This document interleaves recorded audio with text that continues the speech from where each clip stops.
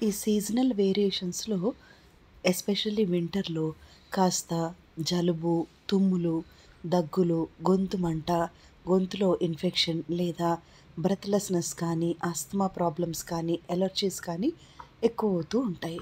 అయితే ఇంకొకటి ఈ వింటర్‌లో యూరిన్ ప్రాబ్లమ్ అనేది ఎక్కువగా ఉంటుంది. అది యూరిన్ అర్జెంట్‌గా రావటం అనేది.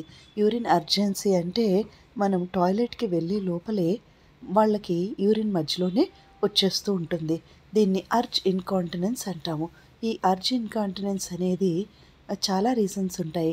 ఒకటి బ్లడ్ గ్లూకోజ్ లెవెల్ ఎక్కువ అవ్వచ్చు. డయాబెటిక్ పేషెంట్స్‌కి ఇది ఫ్రీక్వెంట్‌గా జరుగుతూ ఉంటుంది. ఆ తర్వాత స్ట్రెస్ అండ్ యాంగ్జైటీ కారణం యూరినరీ ట్రాక్ట్ ఇన్ఫెక్షన్స్, తర్వాత మన బాడీలో ఉన్నటువంటి సెల్స్ ఏవైతే ఉన్నాయో అవి ఈ వాటర్ అబ్సార్ప్షన్ సరిగ్గా చేసుకోకుండా అవి నార్మల్‌గా ఇర్రెస్పాన్సివ్‌గా ఉంటాయన్నమాట. అలాంటప్పుడు కూడా ఈ యొక్క ఎక్కువ యూరినేషన్ అనేది జరుగుతుంది. So, there will be so many reasons but ఇవి కొంత. అయితే మనకి జనరల్‌గా ఇప్పటివరకు మనం బాగానే ఉండి చలి కొంచెం పెరిగినా కొద్దీ మాటిమాటికి కనుక టాయిలెట్ వస్తూ ఉంటే లేదా మనకి డయాబెటిక్ సింప్టమ్స్ ఉండటం వల్ల ప్రీ డయాబెటిక్ స్టేజ్‌లో కానీ ఇలాంటి సింప్టమ్స్ వచ్చినప్పుడు మనకి ఇబ్బందిగా ఉన్నప్పుడు ఇదొక యూస్‌ఫుల్ రెమెడీ అండి. ఏమీ లేదు, ముందుగా ఒక పావు కప్పు మునగాకు తీసుకున్నాను. చూడండి, ఆర్గానిక్ ఫ్రెష్‌గా మనకి పండిన దగ్గరలో ఉన్నది తీసుకున్నాను. తర్వాత పావు కప్పు తులసి ఆకులు, తర్వాత ఒక పావు కప్పు గ్రీన్ టీ లీవ్స్ అండి తీసుకోవాలి. గ్రీన్ టీ లీవ్స్ 3 తీసుకున్న తర్వాత ఈ మూడిటిని కూడా ఒక పావు కప్పు చిన్న చిన్న ముక్కలుగా కట్ చేసినటువంటి అల్లం తీసుకోవాలండి. ఆర్గానిక్ అల్లం అయితే, జింజర్ అయితే ఇంకా మంచిది. ఆర్గానిక్ జింజర్‌లో మనం పొట్టది జాగ్రత్తగా తీసేసి వాటిని చిన్న చిన్న ముక్కలుగా కట్ చేసుకొని మిక్సీ పట్టుకుంటామనమాట. ఈ 4 కూడా కలిపి. అలా మిక్సీ పట్టేటప్పుడు మనకి వచ్చే కంటెంట్, ఆ పసరు ఏదైతే ఉంటుందో దాన్ని పక్కన పెట్టుకోవాలి, ఆ కంటెంట్‌ని.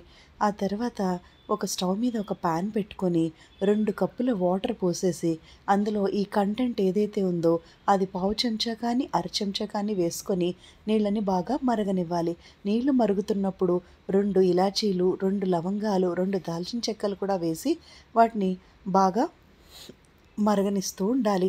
మీకు కుదిరితే 2 మిరియాలు కూడా వేసుకొని బాగా మరిగిన తర్వాత వీటిలో ఉన్నటువంటి దాల్చిన చెక్క, ఇలాచీ, లవంగాలు, మిరియాలు మీకు అవకాశం ఉంటే మిక్సీ పట్టేసుకోవచ్చు.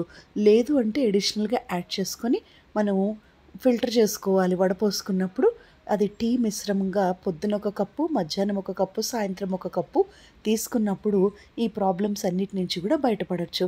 అయితే ఇక్కడ ఇంకొకటి ఏంటంటే, మనం ఆ టీలో అరచెక్క నిమ్మకాయ తీసుకుంటే వైటమిన్ సి ఎక్కువగా ఉండటం వల్ల ఈ ఆకుల్లో ఉన్నటువంటి మినరల్స్ అన్నీ కూడా చక్కగా బాడీకి అబ్జార్బ్ అవుతాయి. ఆ తర్వాత దీంట్లో కొద్దిగా తేనె యాడ్ చేసుకోవాలండి. హనీ ఎప్పుడు కూడా blood purifier and antiviral properties బాగా కలిగి ఉంటుంది. అయితే ఇందులో మనం ఇంకొక విషయం అండి, ఒక ఎడిషనల్ ఒక యూస్ఫుల్ టిప్ అనమాట. మీకు ఇది ముఖ్యంగా ఏంటంటే, ఈ యొక్క మునగాకులో vitamin A, vitamin C, zinc, folic acid, iron ఎక్కువగా ఉండటమే కాకుండా పాలకూర కన్నా కూడా ఎక్కువ మోతాదులో మెగ్నీషియం, పొటాషియం, కాల్షియం ఎక్కువగా ఉంటాయి. అయితే ఇందులో విటమిన్ బి12 అనేది కూడా చాలా ఎక్కువగా ఉంటుంది మునగాకులో. అయితే విటమిన్ బి12 అనేది బాడీకి చాలా ఎక్కువగా అబ్జార్ప్షన్ జరగాలంటే కొద్దిగా మనం లెమన్ యాడ్ చేసుకుంటే జరుగుతుంది. అయితే ఈ బాడీ కనుక అది అబ్జార్ప్షన్ కరెక్ట్‌గా జరగాలంటే మన అబ్డామిన్ చాలా క్లారిఫైడ్‌గా ఉండాలి. అంటే మన గట్ క్లీన్‌గా ఉండాలి. గట్ క్లీన్‌గా ఉండటం అంటే ఎసిడిటీ కానీ, బ్లాటెడ్ అబ్డామిన్ కానీ, గ్యాస్ట్రిక్ ట్రబుల్ కానీ, ఇరిటబుల్ బౌల్ సిండ్రోమ్ లాంటి సింప్టమ్స్ ఉంటే బి12 అనే విటమిన్ ఎట్టి పరిస్థితుల్లో బాడీకి అబ్జార్ప్షన్ జరగదు. విటమిన్ బి12 డెఫిషియన్సీ ఉంటే ఆల్మోస్ట్ డయాబెటిక్ సింప్టమ్సే మనకి బాడీ రిఫ్లెక్షన్ చూపిస్తూ ఉంటుంది. దీన్ని బట్టి మీకు అర్థమైంది ఏంటి?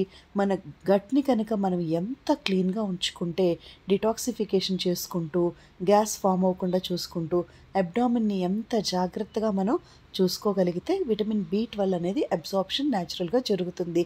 లేదా దీనికి చాలా ఇబ్బందిగానే ఉంటుంది. ఇంకొకటి ఏంటంటే, ఈ మునగాకు అనేది యాంటీ ఆక్సిడెంట్ రిచ్ ప్రాపర్టీస్ కలిగి ఉండటం వల్ల యాంటీ క్యాన్సరస్ ప్రాపర్టీస్ కూడా ఇది కలిగి ఉంటుంది. ఫ్రీ రాడికల్స్ నుంచి బాడీని ప్రొటెక్ట్ చేస్తూ, వైరస్ నుంచి కూడా బాడీని ప్రొటెక్ట్ చేస్తూ ఉంటుంది. ఇది డిఎన్ఏ డ్యామేజ్ డిస్ట్రక్షన్ కాకుండా డిఎన్ఏ కాపాడుతూ ఉంటుంది. తర్వాత గుండెకి సంబంధించిన అన్ని రకాల ఎలక్ట్రోలైట్స్ అంటే పొటాషియం, మెగ్నీషియం, కాల్షియం ఇలాంటివన్నీ కూడా చాలా ఎక్కువగా ఉంటాయి. అందుకని ప్రతిరోజు కూడా ఈ ప్రీ మెనోపాజ్ స్టేజ్ లేదా మెనోపాజ్ స్టేజ్లో ఉన్న ఆడవాళ్ళకి ఎముకలు బలహీనంగా ఉంటాయి. సో మన లైఫ్లో ఇది ఒక భాగంగా రెగ్యులర్ లైఫ్ స్టైల్లో ఖచ్చితంగా మనం తీసుకోవాల్సింది.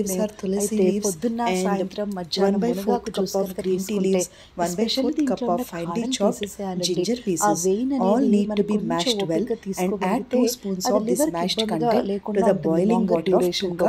తర్వాత లేతగా ఉన్న ఆకులు తీసుకోవడం వల్ల ఎటువంటి ఇబ్బంది కూడా ఉండదు.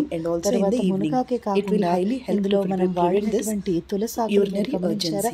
ఇది ఈ రోజు కాదు కదా, సిన్స్ లాంగ్ ఇయర్స్ నుంచి anti bacterial, anti fungal, anti viral properties కలిగి ఉండటమే కాకుండా it is a great medicinal herb అనమాట.